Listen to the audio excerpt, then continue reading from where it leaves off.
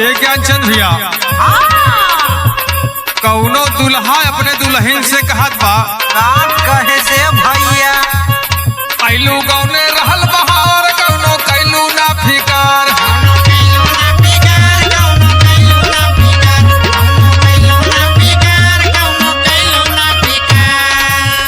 आइलू गौने रहल बहार कौनो कैलू ना फिकार कबो घर के नाही कैलू कौनो कामवाना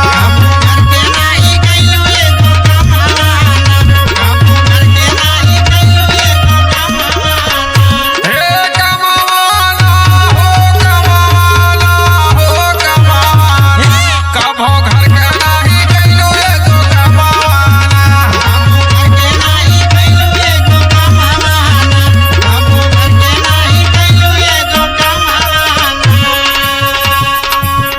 खाली कैलू झगड़वा बैठी हमारे पाजरवा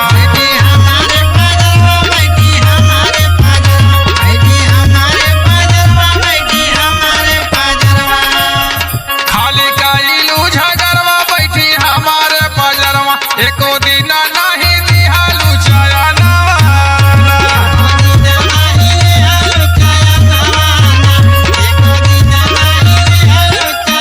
हे जयलावाला हो जयलावाला हो जयलावाला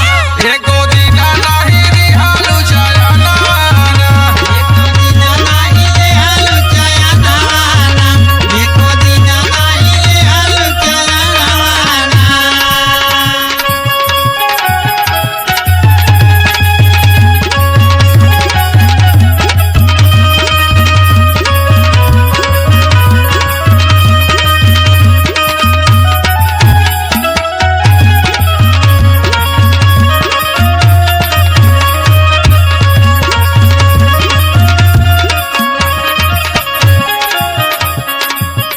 जियरा गईले बाड़ चार कहीं बाड़े अब डागर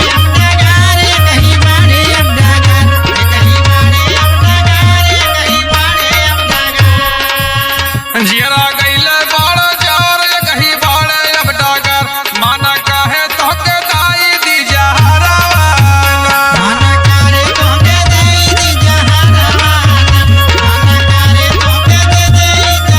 हे जहरावाला हो जहरावाला हो जहरावाला माना काहे तोहके दाई दी जहरावाना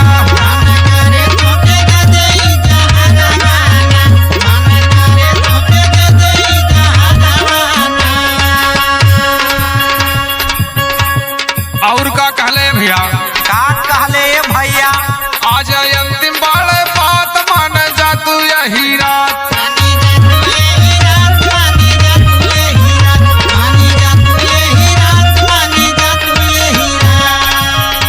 आज अंतिम बाड़े बात मान जा तू यही रात समझावा तोहके नीरा खुशा जा